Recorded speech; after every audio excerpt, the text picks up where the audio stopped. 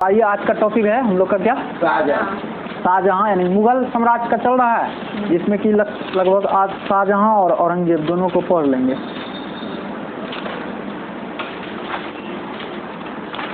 तो इससे पहले वाला वीडियो हम लोग में क्या देखे थे, जहांगीर से लेके यानी पूरा मुगल काल का जहांगीर तक का क्लियर हो गया है, जाके देख लीजिएगा। इससे पहले वाला वीडियो में आज का वीडियो हम लोग यहाँ शाहजहां से लेके औरंगजेब तक यानी पूरा मुगल साम्राज्य खत्म हो जाएगा। उसके बाद नेक्स्ट वीडियो बचेगा हम लोग का प्रशासन, उसको खत्म करके पूरी तरह से मुगल साम्राज्य खत्म हो जाएगा, अच्छा से रिविजन हो जाएगा।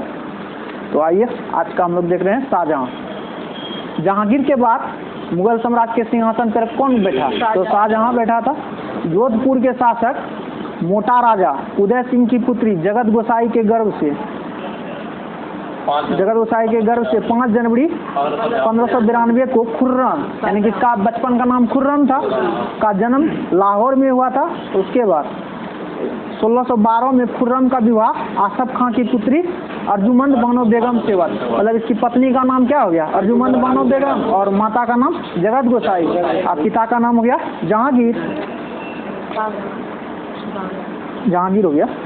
शाहजहां ने मलिका ए जमानी की उपाधि धारण किया था। शाहजहां कौन सा उपाधि धारण किया था? तो मलिका ए जमानी की उपाधि धारण किया था, और 7 जून 1631 को प्रसव पीड़ा के कारण मृत्यु हो गया था। ओ मलिका ए जमानी की उपाधि किसको दिया था? अर्जुमंद बानो बेगम का, अपनी पत्नी को। हाँ, तो इसने 1631 में इसका प्रसव पीड़ा के कारण क्या हो गया, अर्जुमंद बानो बेगम का हो गया, मृत्यु हो गया। और शाहजहां जो है मलिका ए जमानी की क्या उपाधि प्रदान किया था, किसे किया था? तो अर्जुमंद बानो बेगम को।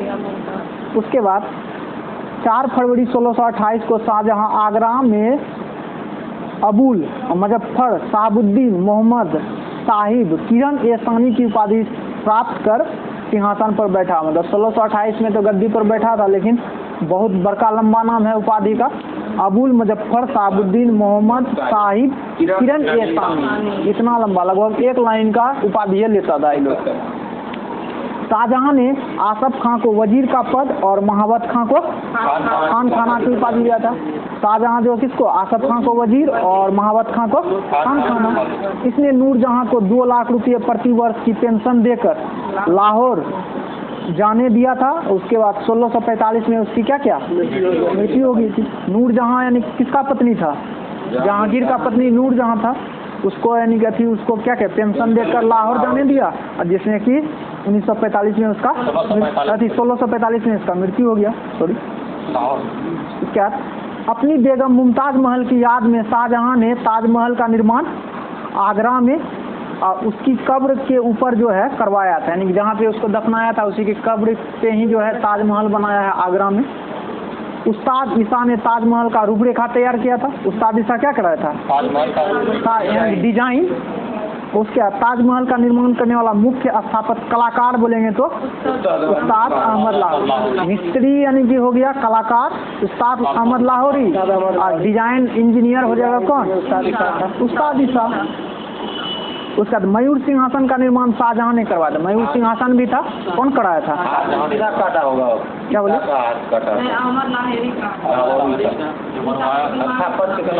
हाँ, उसके बाद इसका मुख्य कलाकार था बेबादल खां, यानी मयूर सिंहासन का कलाकार हो जाएगा बेबादल, और ताजमहल का कलाकार बोलेंगे तो उस्ताद अहमद लाहौरी, डिजाइन बोलेंगे तो अथी था।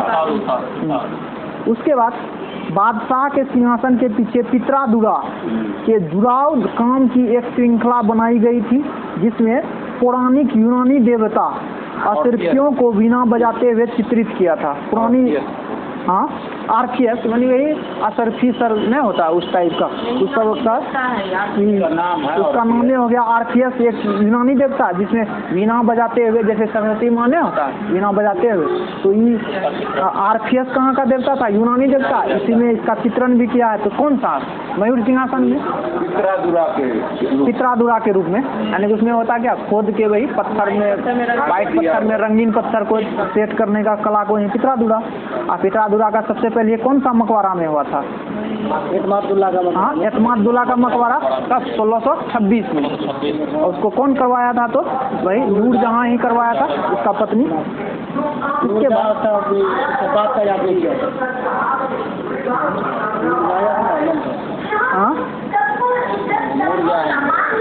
है। शाहजहां के शासनकाल को स्थापत्य कला का स्वर्ण युग कहा जाता है। शाहजहां को जो है स्थापत्य कला का, तो हिंदी साहित्य का स्वर्ण काल अकबर का, चित्रकला का स्वर्ण काल जहांगीर, और स्थापत्य का शाहजहां द्वारा बनाई गई प्रमुख इमारत जैसे दिल्ली का लाल किला हो गया, दिल्ली का लाल किला, दीवाने आम, दीवाने खास, दिल्ली का जामा मस्जिद, ये सब हो गया दिल्ली में सब चीज। फिर आगरा का देखिएगा तो आगरा का मोती मस्जिद, ताजमहल, ये हो गया आगरा में दो चीज, एक आगरा का मोती मस्जिद और ताजमहल आगरा में। और लाहौर का किला स्थित जो है शीश महल, लाहौर का एक किला है उसमें शीश महल बनाया था शाहजहां ने। तो दिल्ली में कितना कौन कौन, दिल्ली का लाल किला, दीवाने आम, दीवाने खास, दिल्ली का जामा मस्जिद, 4-5 ठो, और उसके बाद आगरा में मोती मस्जिद, आगरा का ताजमहल, और उसके बाद लाहौर का जो किला था उसमें शीश महल।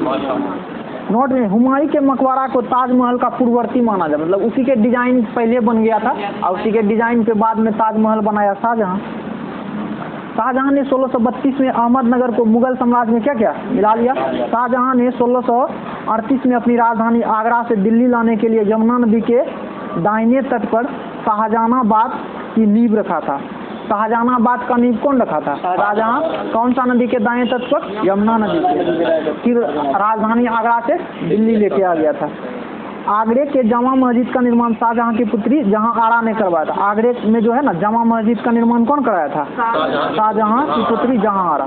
यानी जामा मस्जिद आगरा का बोलेंगे तो जहां आरा, लेकिन जामा मस्जिद दिल्ली का रहेगा तो खुद शाहजहां करवाया था। शाहजहां के दरबार की प्रमुख चित्रकार मोहम्मद फकीर और मीर हासिम था। शाहजहां का दरबार का प्रमुख चित्रकार कौन? मोहम्मद फकीर और मीर हासिम। लगभग चित्रकार अकबर का भी दरबार में था, जहांगीर के दरबार में भी, शाहजहां के भी दरबार में।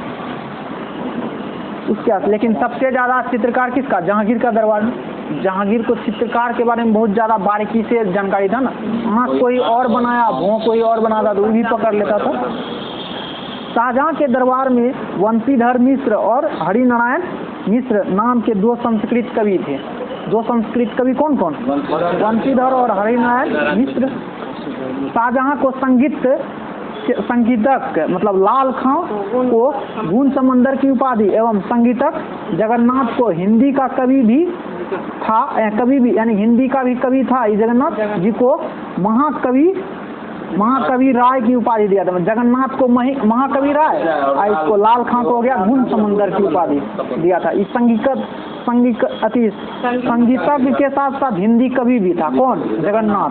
इसीलिए इसको महाकवि राय का उपाधि दिया था, लाल खां को गुण समंदर। शाहजहां के पुत्रों में दारासी को सर्वाधिक विद्वान था। यानी सबसे पहले शाहजहां का पुत्र जो था दारासी को क्या था? सर्वाधिक विद्वान। इसने भगवत गीता, योग विशिष्टि, उपनिषद और रामायण का अनुवाद फारसी में करवाया था। कौन? किसका? तो भगवत, योग विशिष्टि, उपनिषद, रामायण।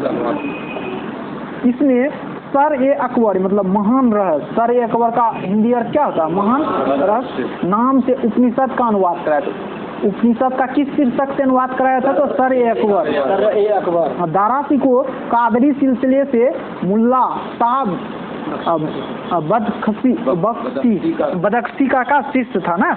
बदख्शी का शिष्य कौन था? तो दारासी को किसका शिष्य था? तो मुल्ला साहब बदख्शी का क्या था? कादरी सिलसिला से संबंधित था। ही सिलसिला मानता था कादरी सिलसिला, और उसमें शिष्य बोलेंगे तो मुल्ला साहब बदख्शी।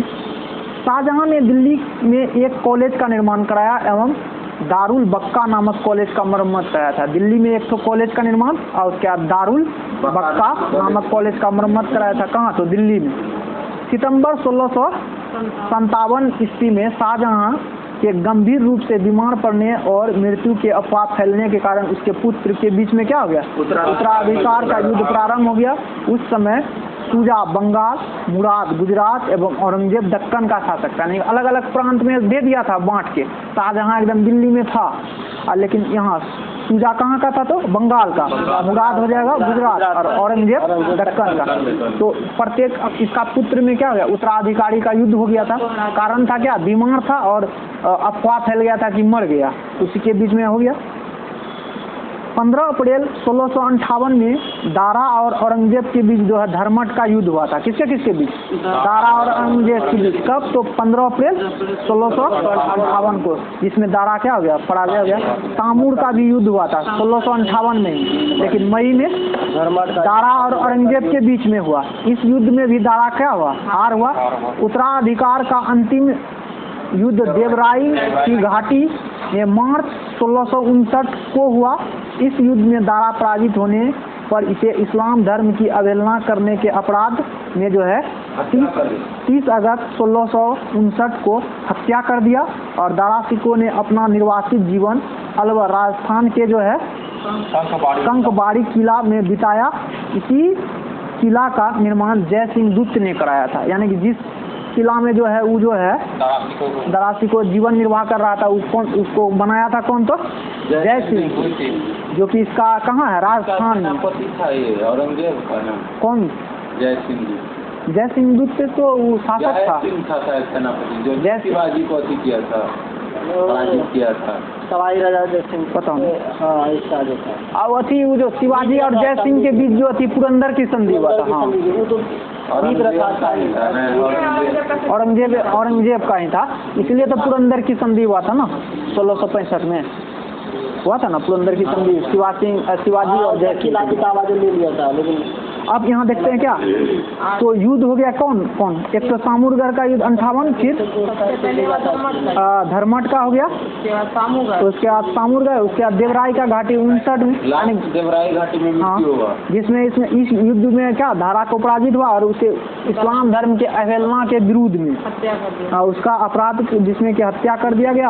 और दारा सिकों जो है ना अपना निर्वासित जीवन अलवर राजस्थान में ही है कांकीबाड़ा किला में बिताया। इस किला का निर्माण जय सिंह गुप्त ने कराया था।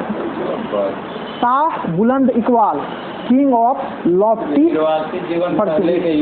यानी कि हाँ पहले वाला युद्ध 59 में मारा, 58 से स्टार्ट हो गया था। एक तो धर्मट सामूर का युद्ध में दोनों में पराजय हो गया, लेकिन जाके कहाँ में रहता था? युद्ध हुआ ना, हाँ, उसको भागना पड़ा, वहाँ जाके शरण रहा काकीनाडा किला में, बार आक्रमण कर देता। शाह बुलंद इकबाल के रूप में दारा सिकों जाना जाता था। यानी कि दारा सिकों को किस नाम से? शाह बुलंद Iqbal king of Lofty Fortune. 8 जून 1858 को 1658 8 जून 1658 को औरंगजेब ने शाहजहां को बंदी बना लिया। आगरा के किले में अपने कैदी जीवन के 18वें वर्ष पश्चात 8वें वर्ष पश्चात 22 जनवरी 1666 को 74 वर्ष की अवस्था में शाहजहां क्या हुआ? कैद कर लिया था। मानना चाह रहा था शाहजहां बोल रहा था बड़ा पुत्र था, हाँ, और इसीलिए इसको ना बंदी बना के रख दिया था औरंगजेब। कौन सा किला में रखा था? तो आगरा का किला में कैदी बना के रख दिया था। और 22 जनवरी 1666 को इसको 74 वर्ष की अवस्था में इसका मृत्यु हुआ। इस तरह से शाहजहां 8 साल 58 में किया, अति 1658 में, 66 में जाके मृत्यु हुआ। क्या राजा है, क्या बेटा। इस समय यही उत्तराधिकारी का युद्ध खराब था ना। अब आइए औरंगजेब का जन्म 24 अक्टूबर 1618 को दोहाद यानी गुजरात नामक स्थान पर हुआ था। इसका कब हुआ था? तो 1618 में ना। इसका शाहजहां का हुआ था कब? तो 1592 में। इसके बाद इसका 1618 में हुआ था, लाहौर में हुआ था। हाँ, दोहाद गुजरात में। औरंगजेब के बचपन का अधिकांश समय जो है ना नूरजहां के पास ही बीता था। उसका दादी जो था औरंगजेब का जो है बचपन अधिकांश कहाँ? नूरजहां के पास बीता था। 18 मई 1637 को फारस की राजघराने की दिलरास बानो बेगम के साथ औरंगजेब का विवाह हो गया। मतलब औरंगजेब की पत्नी का नाम क्या होगा? दिलरास बानो बेगम। ये रहता था बचपन में कहाँ? नूरजहां के पास। कहा कि नूरजहां को ही वहाँ भेज दिया था निर्वासित शाहजहां, पैसा वैसा दे के पेंशन पर। तो लाहौर में, हाँ लाहौर, जिसमें की मृत्यु भी हो गया था 1645 में ना ही मृत्यु हुआ था उसका। हाँ, नूरजहां का 1645 में मृत्यु हो गया। इसके बाद इसका पत्नी का नाम हो गया दिलरास बानो बेगम और नूरजहां के पास बिताया था। 1618 में जन्म हुआ था। आगरा पर कब्जा कर जल्दबाजी में अंग्रेज ने अपना राज्याभिषेक जो है ना, औरंगजेब अपना राज्याभिषेक जो है अबुल मुजफ्फर मुअद्दीन मुजफ्फर औरंगजेब बहादुर आलमगीर के नाम से किया था। ये शाहजहां के यो एक नाम, हाँ इसका मेन है आलमगीर। हाँ, तो इसमें कौन सा अबुल मुजफ्फर मुअद्दीन मुजफ्फर औरंगजेब बहादुर आलमगीर, इतना नाम से उपाधि से अब्दुल मुजफ्फर उसके बाद मुजफ्फर 31 जुलाई 1658 को आगरा में कराया था। देवरा के युद्ध में सफल होने के बाद, देवरा वाला युद्ध जो लड़ा गया था ना, उसमें सफल होने के बाद 15 मई 1659 को औरंगजेब ने दिल्ली में प्रवेश किया था। देवरा का युद्ध में सफल होने के बाद तब पेश किया था। शाहजहां के शासन अति शानदार महल, शाहजहां के जो है शानदार महल में जो है 5 जून 1659 में दूसरी बार राज्याभिषेक कराया था। पहला बार कब किया था?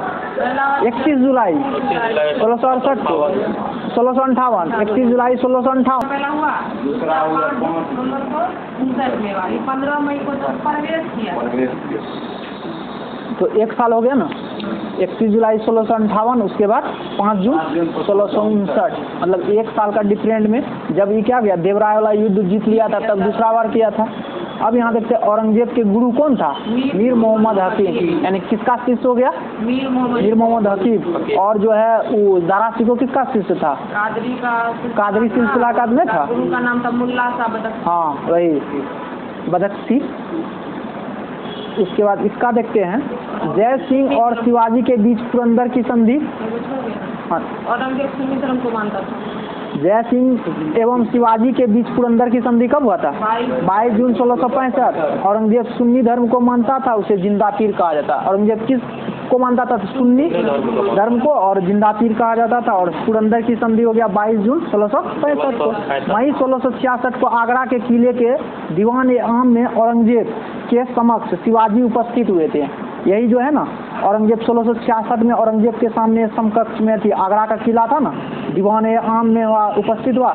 यहाँ पे शिवाजी को कैद कर जयपुर भवन में रख दिया। यहीं पे हुआ क्या, शिवाजी थोड़ा तो क्या था, अब स्वाभिमानी व्यक्ति था, यानी कि उस समय औरंगजेब का ना जन्मदिन था। औरंगजेब इसको राजा के तरह जैसे सम्मान उम्मान नहीं कर पाया, इसीलिए ना तो वहीं पे में ही विरोध कर दिया, सीधे अथी कर दिया, आक्रमण कर दिया था औरंगजेब को। औरंगजेब का थी एक तो आया था तब में थी शासक सेना उना लेके, तभी उस पर आक्रमण करके बोला दिल्लियों को जीत लेंगे। तो आक्रमण किया तो बंदी बना के फिर रख दिया था जयपुर में। जयपुर फिर इस्लाम ने स्वीकार करने के कारण सिखों के 90 गुरु तेग बहादुर की हत्या औरंगजेब ने 1675 में करवाया था। तेग बहादुर का 90 गुरु था, सिख धर्म का 90 गुरु तेग बहादुर, जिसका इस्लाम स्वीकार नहीं किया इस्लाम धर्म, तो इसलिए इसको हत्या कर दिया था कब? 1675 में। 5वां अर्जुन देव को जहांगीर, ये 90 का हो गया औरंगजेब। औरंगजेब ने 1669 में 1679, हाँ 69 नहीं, औरंगजेब ने 1679 में जजिया कर को क्या पुनः लागू कर दिया। जजिया कर को समाप्त कर दिया था अकबर कब? 1664 में। 1664 में समाप्त किया था। 1564 में होगा उसका, 1564 अकबर 1564। ये फिर 1669 में क्या किया, फिर स्टार्ट कर दिया ना जजिया। औरंगजेब ने बीवी का मकबरा का निर्माण 1669 में जजिया कर लगाया और बीवी का मकबरा लगाया। कहाँ? महाराष्ट्र में, औरंगाबाद महाराष्ट्र में बनाया था। 2 चीजों जैसे मतलब, हाँ, एक तो बीवी का मकबरा और जजिया कर। 1685 में बीजापुर एवं 1687 में गोलकुंडा को औरंगजेब ने मुगल साम्राज्य में मिला लिया था। बीजापुर को मिला लिया 1685 और 1687 में गोलकुंडा को औरंगजेब ने मुगल साम्राज्य में मिला लिया। मदन्ना और अकन्ना नामक ब्राह्मण का संबंध गोलकुंडा के शासक अबुल हसन से था, यानी कि अबुल हसन के दरबार में 2 ब्राह्मण था। कौन कौन? मदन्ना और अकन्ना।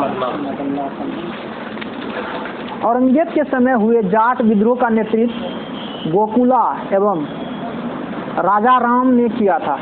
औरंगजेब के समय जो हुए थे जाट विद्रोह का नेतृत्व कौन किया था? गोकुला और राजा राम ने किया था। 1670 में तिलपत की लड़ाई में जाट परास्त हो गया। तिलपत की लड़ाई हुआ था जिसमें जाट क्या हो गया? पराजित हुआ। गोकुल को मौत का घाट उतार दिया और इसके बावजूद जाटों ने 1685 में राजा राम के नेतृत्व में पुनः विद्रोह किया था। यानी कि मुगल के विरुद्ध में ना, मुगल साम्राज्य के विरुद्ध पुनः विद्रोह कर दिया था। कब? 1685। 1670 में तो तिलपत की लड़ाई हुआ था और 1685 में फिर से जाट क्या किया, मुगल साम्राज्य के विरुद्ध विद्रोह कर दिया था। इन जाटों ने सिकंदरा में स्थित अकबर के मकबरे को भी लूट लिया था। जब 1685 में क्या था, सिकंदरा में स्थित जो अकबर का मकबरा है उसको लूट लिया था। भरतपुर राजवंश की नींव औरंगजेब के शासनकाल में जाट नेता एवं राजा राम के भतीजा चूड़ामन ने डाला था। यही औरंगजेब के शासन में चूड़ामन जो था ना, एक राज्य था, उसका स्थापना कौन, ये जो था भरतपुर राजवंश का नींव बोलेगा तो कौन डाला, तो चूड़ामन, एक जाट नेता था। औरंगजेब के समय हिंदू मनसबदारों की संख्या लगभग 337 था। हिंदू मनसबदारों की संख्या कितना हो गया था, 337, जो अन्य मुगल सम्राटों की तुलना में अधिक था। सबसे अधिक हिंदू मनसबदार इसी के दरबार में रहता था। औरंगजेब सर्वाधिक हिंदू अधिकारियों की नियुक्ति करने वाला मुगल सम्राट है। हिंदू अधिकारी को सबसे अधिक नियुक्त यही किया था। औरंगजेब का पुत्र अकबर ने दुर्गादास के बहकावे में आकर अपने पिता के खिलाफ विद्रोह कर दिया था। यही औरंगजेब का पुत्र अकबर भी था, ठीक है। और दुर्गादास के बहकावे में आकर अपना औरंगजेब के खिलाफ क्या क्या विद्रोह कर दिया। एक तो अकबर वो है और एक औरंगजेब का पुत्र का भी नाम अकबरदूत हो गया। औरंगजेब ने कुरान को अपना शासन का आधार बनाया था। औरंगजेब जो है अपना शासन का अधिकार किसको बनाया था, कुरान को। इसलिए सिक्के पर कलमा खुदवाना, नवरोज का त्योहार मनाना, भांग की खेती करना, गाना बजाना, झरोखा दर्शन और तुला दान प्रथा, इस प्रथा में सम्राट को अनेक जन्मदिन पर सोने, चांदी एवं अन्य वस्तुओं से तौलने की प्रथा था। यही तुलादान प्रथा में एक तरफ शासक को बैठा था, दूसरे तरफ सोना चांदी देके बराबर किया जाता था, उसी को बोलते तुलादान प्रथा। यह अकबर के जमाने में प्रारंभ हुआ था। आदि पर क्या क्या प्रतिबंध, सब चीज पे प्रतिबंध लगा दिया। मतलब हो गया क्या, सिक्के पर कलमा खुदवाना ये सब बंद, नवरोज त्योहार बंद, भांग की खेती करना बंद, गाना बजाना, झरोखा, तुलादान, ये सब था क्या, सम्राट को इस सब में सोना चांदी बैठ के और उसको क्या करता था, दान करता था जनता उनता पे, नाप बराबर हो गया, जनता सब में बंटवाता था। तो ये सब को सब क्या किया, प्रतिबंध लगा दिया। स्टार्ट किसके टाइम में हुआ था, तो तुलादान अकबर के टाइम में। तिलक लगाना भी बंद करवा दिया। उसके बाद औरंगजेब ने जो है दरबार में संगीत पर पाबंदी लगा दी और सरकारी संगीत को अवकाश दे दिया था। सरकारी संगीत तो को क्या क्या अवकाश, यानी कि संगीत पे सब पाबंदी और ये जितना भी संगीतज्ञ था सबको अवकाश दे दिया। भारतीय शास्त्र संगीत पर फारसी में सबसे अधिक पुस्तक औरंगजेब के शासनकाल में ही लिखा गया था। जितना भी शास्त्र संगीत था खाली पुस्तक लिखवाया। औरंगजेब स्वयं वीणा बजाने में दक्ष था। वीणा बजाने में क्या था, दक्ष था। औरंगजेब ने 1665 में हिंदू मंदिरों को तोड़वाने का आदेश दिया। जितना भी हिंदू मंदिर था ना 1665 में क्या किया, तोड़वाने का आदेश। इसके शासनकाल में तोड़े गए मंदिरों में जैसे सोमनाथ का मंदिर, बनारस का विश्वनाथ मंदिर एवं वीर सिंह देव द्वारा जहांगीर काल में जो है मथुरा में निर्मित केशव राय का मंदिर, इसको अथी कर दिया था, क्या क्या तोड़वा दिया। ये सब मंदिर को तोड़वाया था। सोमनाथ जो राजस्थान का नहीं था उसको तोड़वा। बनारस में हो जाएगा आपका विश्वनाथ मंदिर, वीर सिंह देव तथा जहांगीर के दरबार काल में हुआ था मथुरा में निर्मित केशव राय मंदिर, ये सबको तोड़वा दिया। औरंगजेब की मृत्यु 20 फरवरी 1707 को हो गया। औरंगजेब का मृत्यु कब, 20 फरवरी 1707। इसे खुलदाबाद जो अब रोजा कहलाता है, यानी कि खुलदाबाद में दफनाया गया था।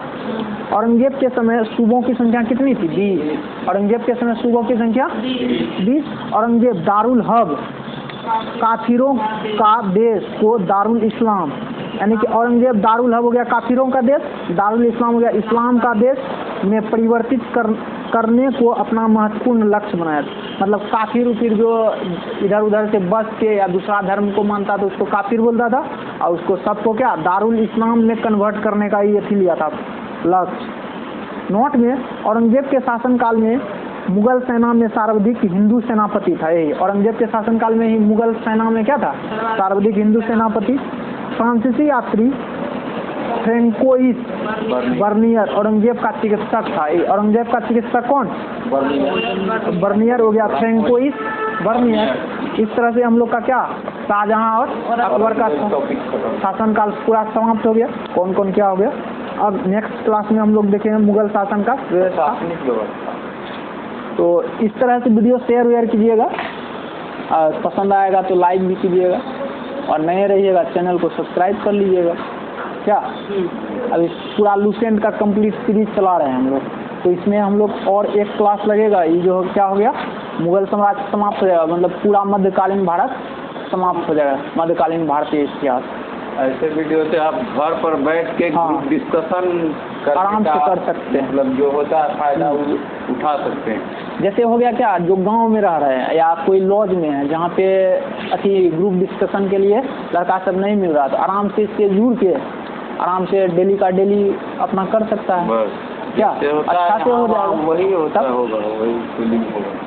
चलिए बंद कर दो।